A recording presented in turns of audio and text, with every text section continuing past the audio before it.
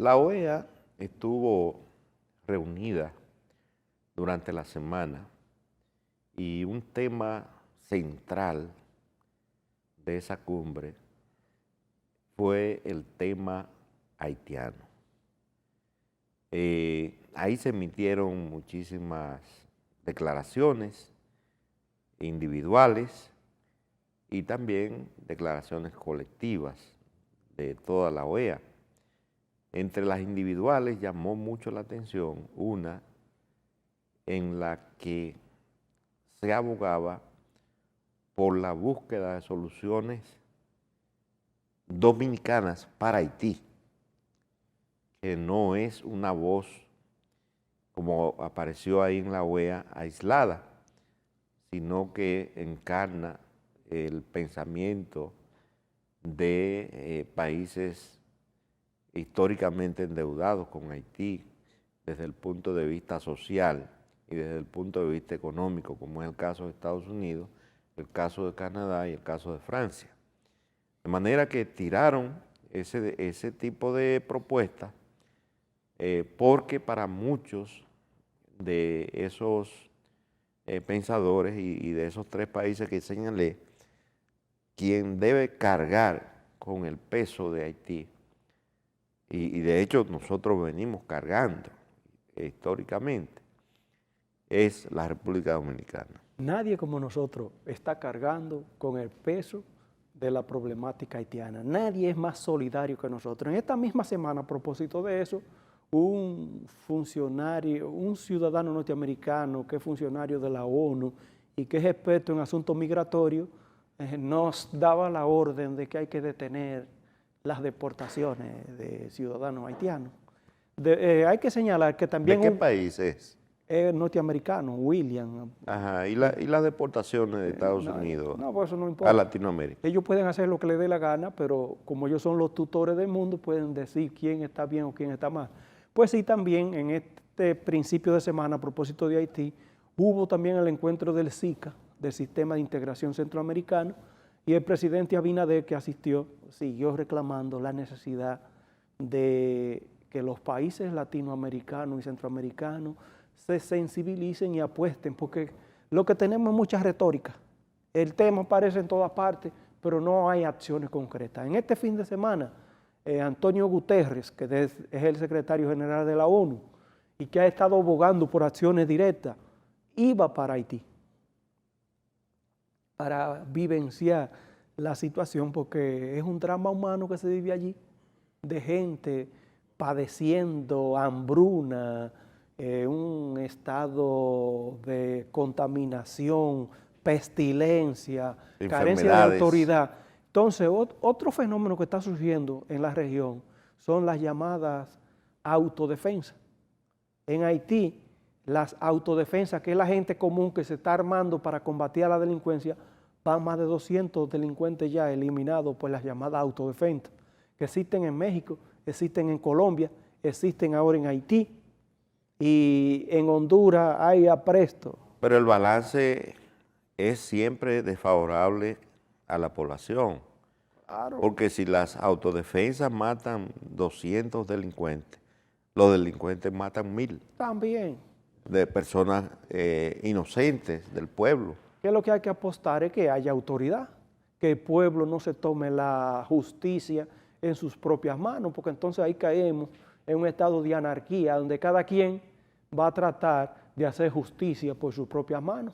Esa es la justicia privada en la época primitiva, y así ninguna sociedad podría avanzar.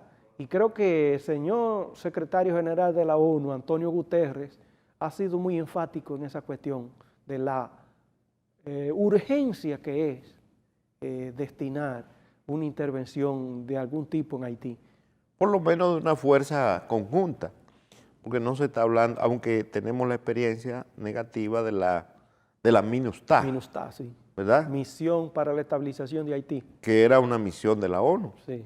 Y sin embargo, esa misión fue acusada de maltratos a la población, de violaciones, de robos, de asaltos, de vertir aguas residuales en un lugar que sirvió para propagar el cólera. Entonces, hay ese resquemor en la población haitiana. O sea, tuvimos una misión internacional militar y esa misión en realidad no estabilizó. Fueron varias, porque desde el 94 intervinieron cuando repusieron a Haití. En el 2004 sacaron a Haití y se quedaron ahí. Bueno, Después los terremotos, la muerte del presidente.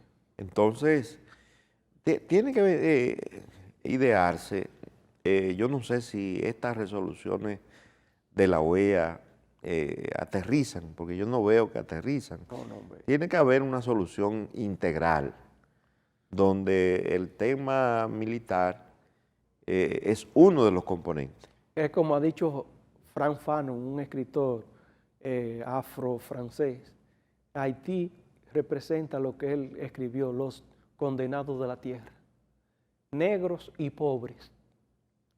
Parece que allí no hay ninguna mina de metales preciosos, porque en el Congo, por ejemplo, hay hay varias minas, y allí los belgas y otros países europeos, no importa, van a intervenir por el material que hay. Pero en Haití, que parece que lo que hay es miseria, pobreza, y personas que por su composición étnica lo consideran una extensión de África en América, y no hay la disposición de intervenir en esta sociedad. Entonces, eso se agrava en el vecindario nuestro porque el masacre se pasa a pie. Nosotros somos el punto donde encuentran empleo los haitianos. La construcción y la agricultura exclusivamente dependen de la mano de obra haitiana. Y están En más de un 80%. Y están invadiendo otros nichos laborales.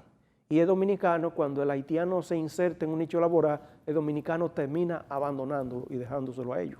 Está el nicho turístico, que ellos han ido penetrando poco a poco, sobre todo por la ventaja de idiomas, porque los haitianos ilustrados o educados que tienen Hablan títulos más de un idioma. universitarios hablan generalmente 3 idiomas o 4 idiomas con más facilidad que Ellos vienen aquí a nuestras universidades y prontamente aprenden el español. Sí. Es más, que si se hiciera un balance, una investigación, hay muchos más haitianos, puede ser el triple o cuádruple, que hablan español, que dominicanos que hablan el creol. No, los dominicanos muy escasos. Muy escaso, muy escaso.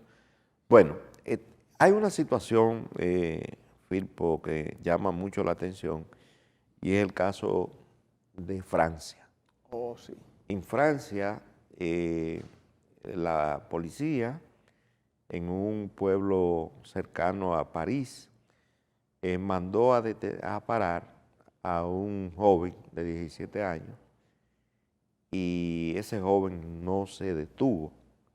La policía lo persiguió y lo mató a ese joven.